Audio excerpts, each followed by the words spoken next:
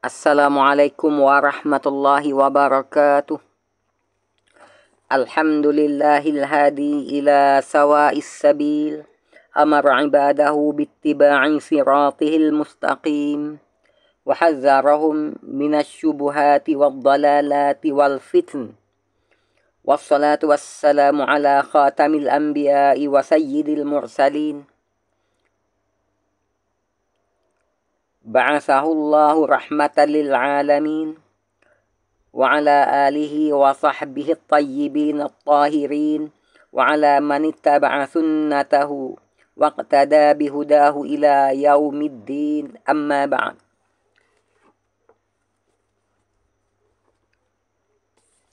A'udzu billahi minasyaitonir rajim. Bismillahirrahmanirrahim.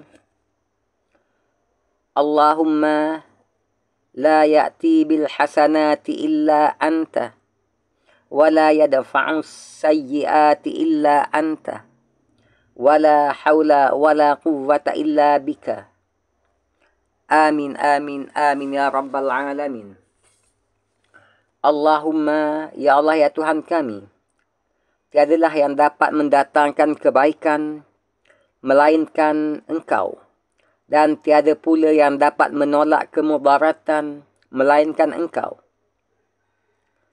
Dan tiadalah daya dan upaya melainkan dengan izin-Mu. Hadis sahih riwayat Abu Dawud daripada Urrah bin Amir radhiyallahu anhu. Alhamdulillah,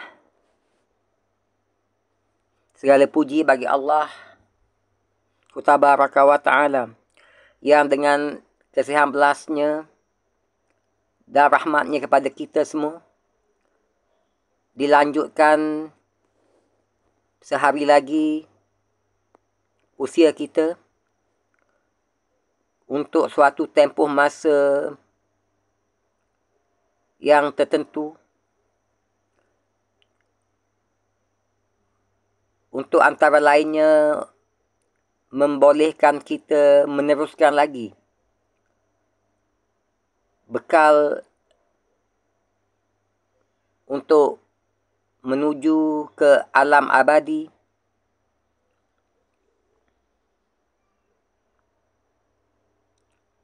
Dan alhamdulillah juga kepada Allah, segala puji bagi Allah Subhanahu wa Ta'ala yang mana dengan limpah kurnianya kepada kita semua dapat sekali lagi insya-Allah di pagi yang berbahagia ini untuk kita sekali lagi berada di dalam satu lagi sesi perkongsian ilmu, iaitu sesi perkongsian audiobook bacaan isi kandungan kitab Perangi Syirik, Sucikan Akidah, Mantapkan Syahadah, bagi sesi perkongsian audiobook yang ke-44, insya-Allah.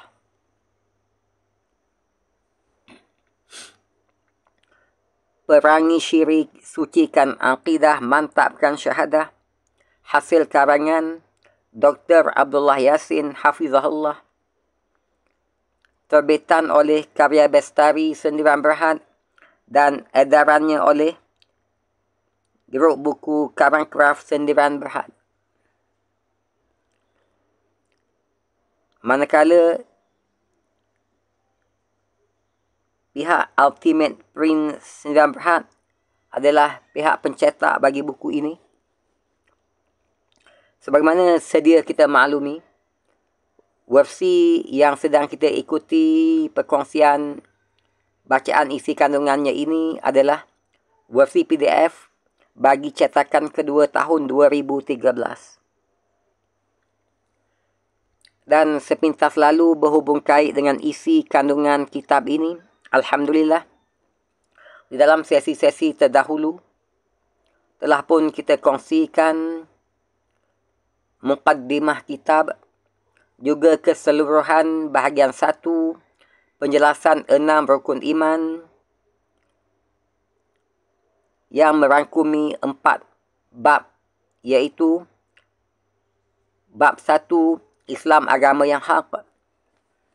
yang membincangkan berkenaan dengan akidah ataupun i'tiqad, akidah dan syariat, ilmu tauhid, perbahasan ilmu tauhid, jenis-jenis tauhid, hubungan tauhid dan ayatul kursi. Juga bab 2, ibadah dalam Islam, yang antara lainnya membicarakan berhubung kait dengan maksud ibadah, pembahagian ibadah kepada am dan khas, dan juga jenis-jenis ibadah.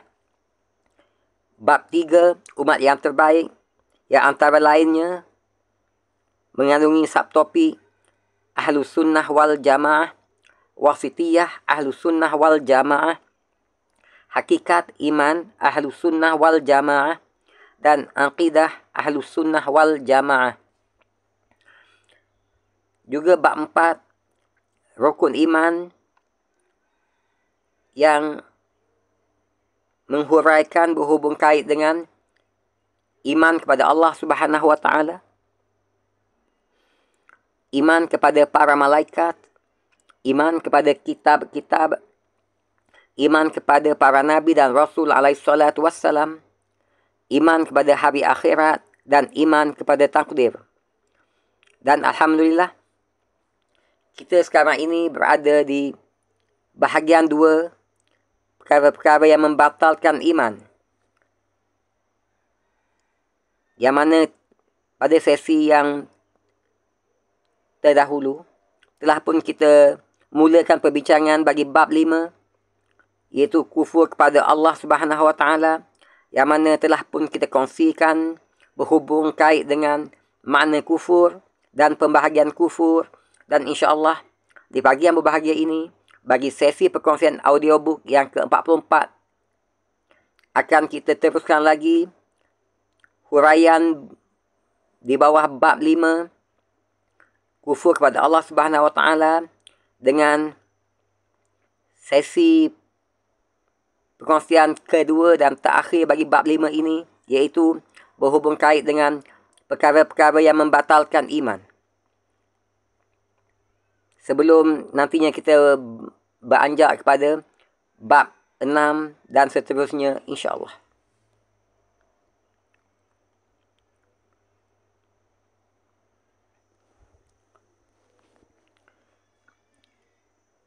Ini adalah sesi perkongsian audiobook bacaan isi kandungan kitab Perangi Syirik, Sucikan Akidah, Mantapkan Syahadah, bagi sesi perkongsian audiobook yang ke-44. Semoga bermanfaat untuk kita semua, insya-Allah.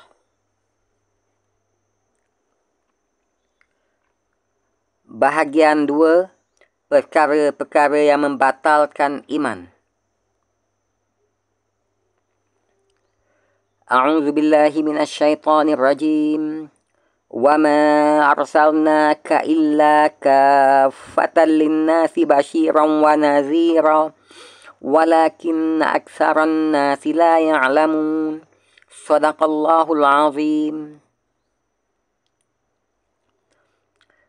Dan tidaklah kami utuskan kamu, wahai Muhammad sallallahu alaihi wasallam, melainkan kepada umat manusia seluruhnya sebagai pembawa berita gembira dan sebagai pemberi peringatan. Akan tetapi kebanyakan manusia tidak mengetahuinya. Sabah ayat 28. Bab 5, kufur kepada Allah Subhanahu wa taala. Alhamdulillah, untuk makluman, dalam sesi terakhir sebelum ini, telah pun kita mulakan perkongsian audiobook bacaan isi kandungan kitab ini untuk bab 5, iaitu kufur kepada Allah Subhanahu wa taala, yang antara lainnya membincangkan, menghuraikan berhubung kait dengan subtopik makna kufur dan pembahagian kufur,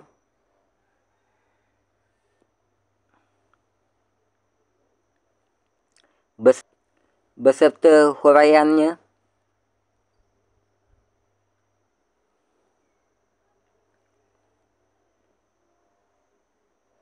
iaitu berhubung kait dengan kufur asghar beserta pembahagiannya dan juga kufur akbar beserta dengan pembahagiannya.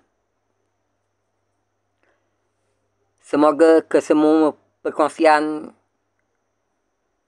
audiobook yang telah kita kongsikan untuk bacaan isi kandungan kitab Perangi Syirik Sucikan Akidah Mantapkan Syahadah hasil karangan Al-Fadhil Ustaz Dr. Abdul Yasin ini akan sangat-sangat bermanfaat kepada peningkatan ilmu pengetahuan kita,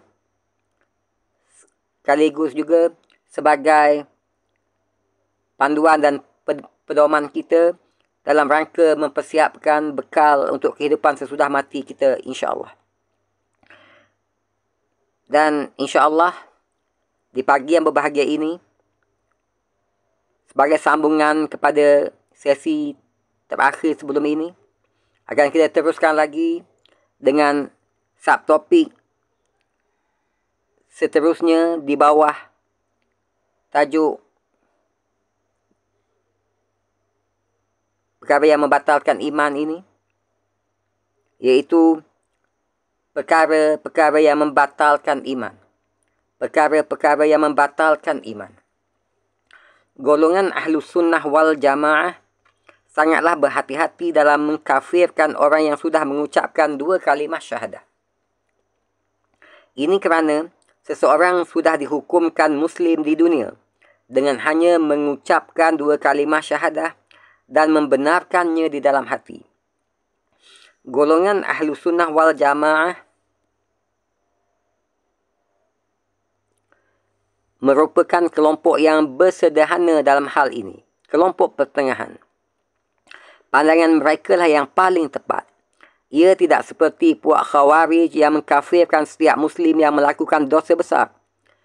Dan tidak pula sebagaimana pendapat Murji'ah yang mengatakan bahawa dosa-dosa besar yang dilakukan oleh Muslim sedikit pun tidak merosakkan imannya. Pandangan Ahlus Sunnah wal Jamaah adalah pandangan yang sederhana dan pertengahan. Pandangan golongan Ahlus Sunnah wal Jamaah ini tersimpul di dalam ungkapan Imam At-Tahawi sebagaimana berikut. Imam Tahawi mengungkapkan, wa nusamma ahla qiblatina muslimin wa mu'minin madamu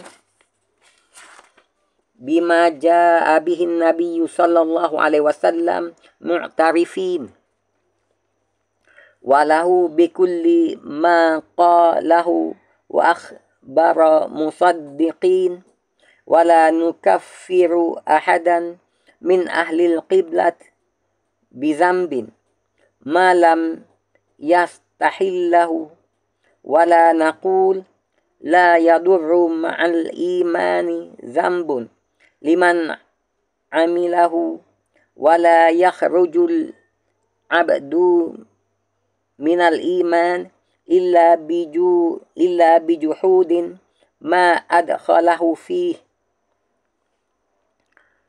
iaitu kita menamakan ahlu kiblat kita sebagai muslimin dan mukminin selagi mana mereka mengakui, yakni mengiktiraf terhadap apa yang datang daripada Muhammad sallallahu alaihi wasallam dan membenarkan, yakni tasdik apa yang dikatakan dan dikhabarkan olehnya. Dan kami, yakni golongan Ahlus Sunnah wal Jamaah, tidak mengkafirkan seorang pun dalam kalangan ahli kiblat tersebut kerana dosa yang dilakukannya selama dia tidak menghalalkannya. Dan kami juga tidak mengatakan bahawa iman tidak rosak disebabkan dosa yang dilakukannya. Berdasarkan kaedah sebentar tadi, jelaslah bahawa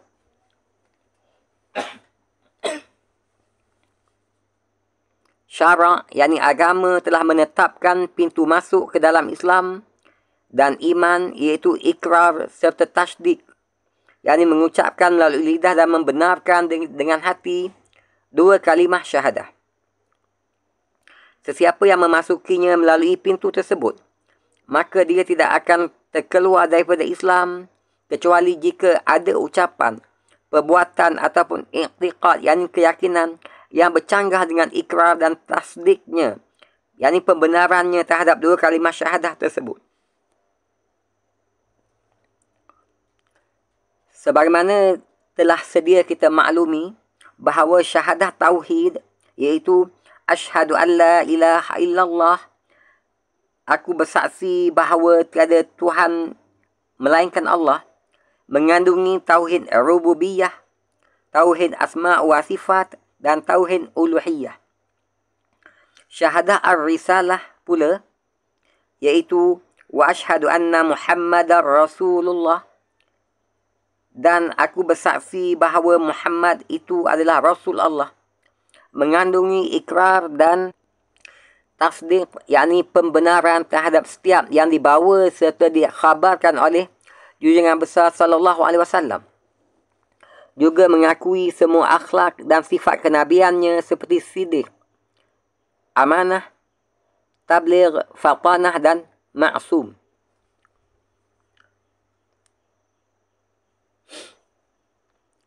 Menurut kaedah am, jika seseorang mengatakan atau melakukan sesuatu yang menunjukkan pengingkarannya terhadap ketentuan ataupun ketetapan dua kalimah syahadah, maka batallah syahadahnya dan dia terkeluar daripada Islam. Jika ucapan dan perbuatannya itu diperkukuh serta diakui dengan niat dan keyakinannya, yakni i'tiqadnya, maka dia menjadi kafir di dunia dan akhirat. Berlakulah ke atasnya hukum hakam murtad seperti istitabah, yakni keperluan untuk menyuruhnya bertaubat. Kemudian dihukum bunuh jika dia enggan.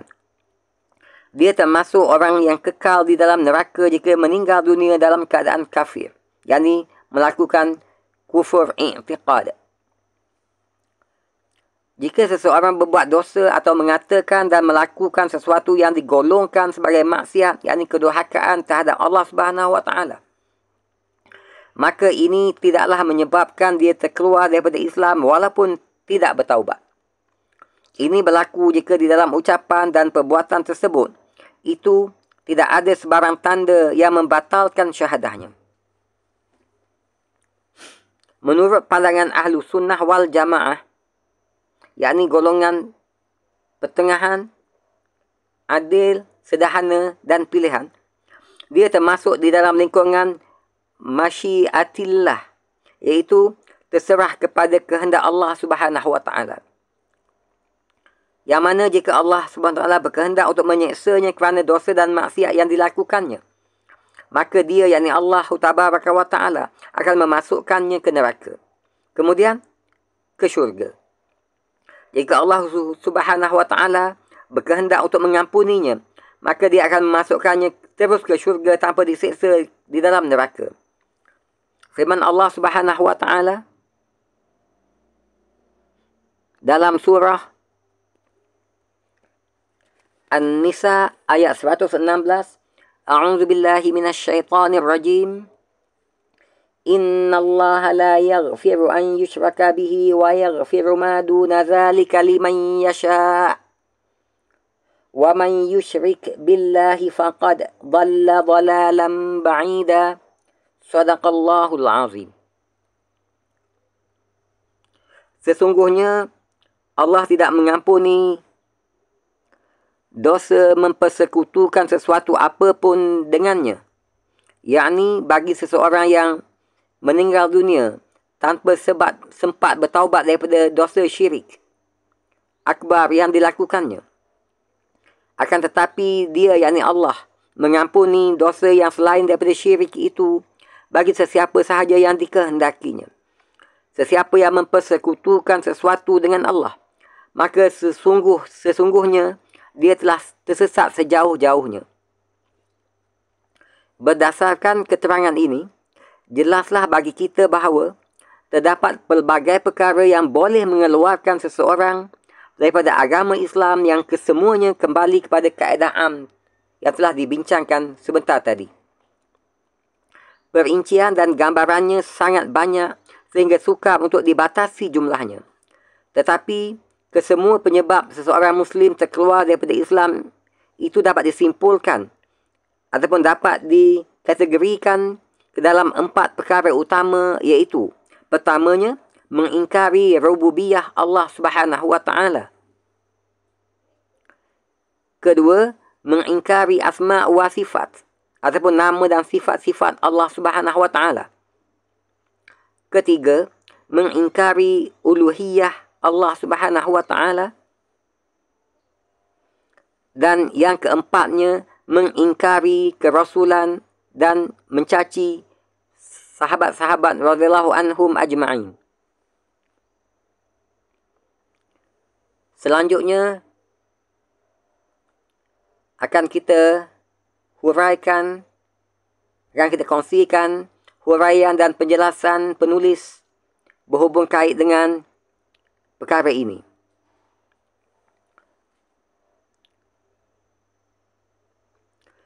Berdasarkan keterangan ini, jelaslah bagi kita bahawa terdapat pelbagai perkara yang boleh mengeluarkan seseorang daripada Islam, yang kesemuanya kembali kepada kaedah am yang telah dibincangkan sebentar tadi. Perincian dan gambarannya sangatlah banyak sehingga sukar untuk dibatasi jumlahnya. Tetapi kesemua penyebab seseorang Muslim terkeluar daripada Islam itu dapatlah disimpulkan ataupun dikategorikan dalam 4 perkara utama, iaitu pertamanya, mengingkari rububiyah Allah Subhanahu wa taala. Mengingkari rububiyah Allah Subhanahu wa taala. Sebagaimana dimaklumi, jenis tauhid yang pertama ialah tauhid rububiyah, iaitu beriktikad, berkeyakinan bahawa Allah Subhanahu wa taala adalah Rabb yang mencipta dan memiliki segala sesuatu. Dialah sumber rezeki dan mengatur seluruh alam berdasarkan kehendaknya, ilmunya serta kebijaksanaannya. Oleh itu, segala bentuk ucapan atau perbuatan yang mengandungi pengingkaran secara keseluruhan ataupun sebahagian ciri-ciri khas rububiyah ini akan menyebabkan seseorang itu menjadi kafir dan murtad. Termasuklah dalam jenis ini, yakni kesalahan mengingkari rububiyah Allah Subhanahu wa taala ialah mengingkari adanya Maha Pencipta, mendakwa ada makhluk yang lebih dahulu daripada Allah Subhanahu wa taala, menyandarkan penciptaan dan pentadbirannya kepada selain Allah Subhanahu wa taala, mengingkari kekuasaannya yang mencakupi seluruh makhluk dan mendakwa ada sumber rezeki selain dia. Juga digolongkan kafir dan murtad jika seseorang mendakwa dirinya memiliki ciri-ciri khas rububiyah Allah Subhanahu wa taala, seperti mana antara lainnya dakwaan Fir'aun yang Allah catatkan di dalam surah An-Nazi'at ayat 24. Faqala ana rabbukumul a'la. Maka dia berkata, akulah Tuhanmu yang paling tinggi.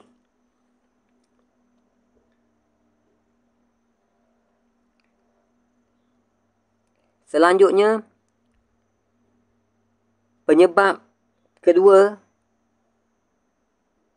yang menyebabkan seseorang itu terkeluar daripada Islam dan menjadi murtad adalah mengingkari nama-nama dan sifat-sifat Allah Subhanahu wa taala, yakni mengingkari asma wa sifat Allah Subhanahu wa taala. Mengingkari nama-nama dan sifat-sifat Allah Subhanahu wa taala ataupun mengingkari asma wa sifat Allah Subhanahu wa taala. Tauhid asma wa sifat ataupun tauhid nama-nama dan sifat-sifat Allah Subhanahu wa taala ini bermaksud meyakini, mengimani bahawa Allah Subhanahu wa taala memiliki nama-nama serta sifat-sifat yang layak baginya dan sesuai dengan keagungannya. Allah Subhanahu wa taala dan Rasulullah sallallahu alaihi wasallam telah menetapkan, yakni mengisbatkan, mensabitkan nama-nama dan sifat-sifat untuk diri Allah Subhanahu wa taala. sebagaimana Allah Subhanahu Wa Taala dan Rasulnya telah menafikan sifat-sifat tertentu daripada Allah Tabaraka wa Ta'ala. Maka sesiapa yang menafikan atau mengurangi sesuatu yang telah ditetapkan, telah diisbatkan oleh Allah Subhanahu Wa Ta'ala dan Rasulnya Sallallahu Alaihi Wasallam untuk dirinya, maka kafirlah dia. Begitu juga orang yang menetapkan, mensabitkan sesuatu untuk Allah Subhanahu Wa Ta'ala, padahal perkara itu telah dinafikan oleh dia dan Rasulnya Sallallahu Alaihi Wasallam daripada dirinya. Oleh itu, kufur sifat terbahagi kepada dua, iaitu kufur nafi dan kufur isbat. Oleh itu, kufur sifat terbahagi kepada dua, iaitu kufur nafi dan kufur isbat. Selanjutnya, penyebab ketiga yang menyebabkan seseorang itu boleh terkeluar daripada Islam dan menjadi murtad adalah mengingkari uluhiyah Allah Subhanahu Wa Ta'ala. Mengingkari uluhiyah Allah Subhanahu Wa Ta'ala. Tauhid uluhiyah ataupun tauhid ibadah bermaksud meyakini, mengimani bahawa hanya Allah yang Maha Esa sahaja yang berhak disembah. Sesuatu selain dia sama sekali tidak berhak disembah. Oleh itu, sesiapa yang berkata, melakukan sesuatu perbuatan ataupun berkeyakinan yang mengingkari hakikat tauhid tersebut, yakni tauhid uluhiyah ataupun tauhid ibadah ini, maka kafirlah dia dan digolongkan ia di kalangan orang yang murtad daripada agama Allah Subhanahu Wa Ta'ala.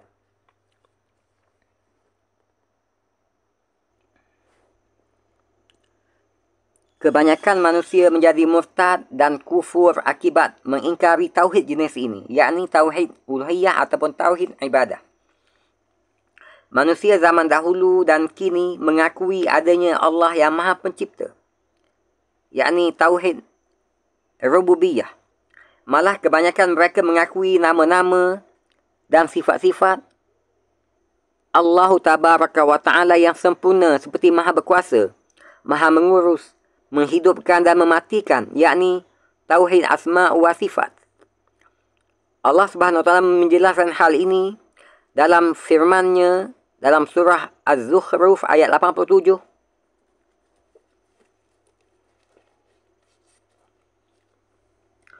Wala in sa'altahum man khalaqahum la yaqulunna Allah. Dan sungguh, jika kamu bertanya kepada mereka, siapakah yang menciptakan mereka? Nescaya mereka menjawab, Allah. Selanjutnya, penyebab keempat yang menyebabkan terkeluarnya seseorang daripada nikmat Islam dan menjadi murtad adalah mengingkari kerasulan dan mencaci sahabat. Mengingkari kerasulan dan mencaci sahabat. Syahadah ar-risalah mengandungi makna membenarkan segala yang datang daripada Rasulullah sallallahu alaihi wasallam, dan baginda sallallahu alaihi wasallam telah dianugerahkan semua sifat mulia oleh Allah Subhanahu wa Ta'ala yang dengannya memungkinkan risalahnya, risalah Allah Subhanahu wa Ta'ala disampaikan kepada umat manusia melalui cara yang paling sempurna. Oleh itu, dapatlah disimpulkan bahawa syahadah ar-risalah yang diikrarkan oleh seseorang akan rosak kerana dua sebab, iaitu pertamanya, menuduh, mencaci dan mempertikaikan peribadi Rasulullah sallallahu alaihi wasallam. Kedua, mengingkari sebahagian daripada apa yang dikhabarkan oleh Rasulullah sallallahu alaihi wasallam. Termasuk dalam kategori pertama ialah jika seseorang mengaitkan Rasulullah sallallahu alaihi wasallam dengan sesuatu yang boleh mengurangi kewibawaan ataupun kepribadian baginda Nabi sallallahu alaihi wasallam sebagai penyampai risalah Allah Subhanahu wa Ta'ala kepada umatnya. Oleh itu, kafirlah seseorang yang mempertikaikan sifat mulia yang ada pada Rasulullah SAW seperti sidiq, yakni benar, amanah, fatanah dan kecerdasan akal baginda sallallahu alaihi wasallam. Juga kufur jika seseorang mencaci maki Rasulullah SAW ataupun memperolok-olokkan, mempersenda-sendakan baginda Nabi sallallahu alaihi wasallam. Termasuk dalam kategori kedua ialah jika seseorang mengingkari apa yang dikhabarkan oleh Rasulullah SAW. Juga kufur jika seseorang mengingkari apa yang dikhabarkan oleh Rasulullah SAW berkaitan hari kebangkitan seperti hisab, yakni pengiraan amalan, mizan, yakni timbangan amalan, sirat, yakni titian siratul mustaqim, syurga dan neraka. Juga dihukumkan kafir kepada sesiapa yang mengingkari sesuatu yang terdapat di dalam Al-Quran. Ini kerana semua ayat Al-Quran adalah perkhabaran daripada Rasulullah SAW bahawa ia adalah kalamullah, yakni ucapan Allah Subhanahu Wa Taala. Oleh itu, sesiapa yang mengingkari sesuatu yang terdapat di dalamnya bermakna dia telah mendustakan Rasulullah SAW. Juga kafirlah orang yang mengingkari hukum hakam yang telah sabit, yang telah tetap di dalam Al-Quran dan Sunnah, seperti menafikan kewajipan solat 5 waktu, zakat, pengharaman zina dan mencuri dan seumpamanya. Wallahu alam.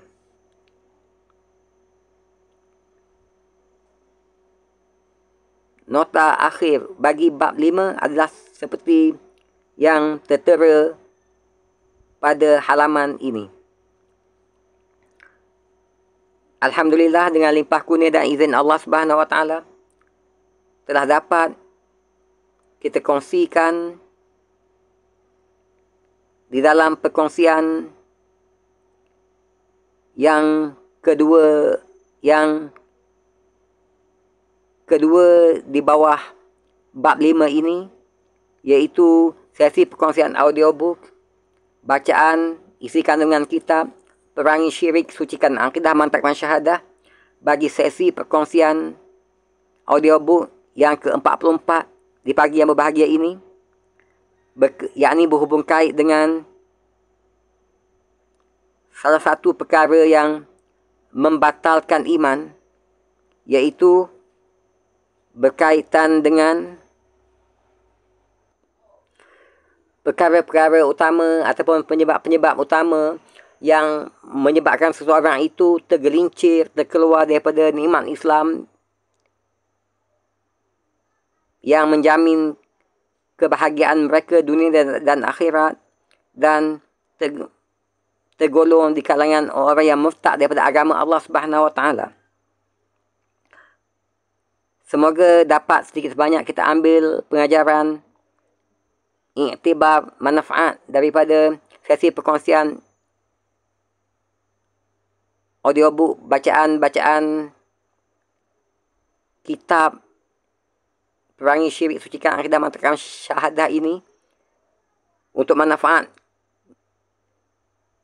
kita bersama dan sebagai pedoman, panduan dalam rangka mempersiapkan diri menghadapi hari yang tiada kesudahannya nanti. Terima kasih di atas kesudian melapangkan masa untuk mengikuti sesi-sesi perkongsian ini. Sehingga bertemu lagi dalam sesi perkongsian selanjutnya dengan izin Allah. Wabillahi taufiq wal hidayah. Wassalamualaikum warahmatullahi wabarakatuh.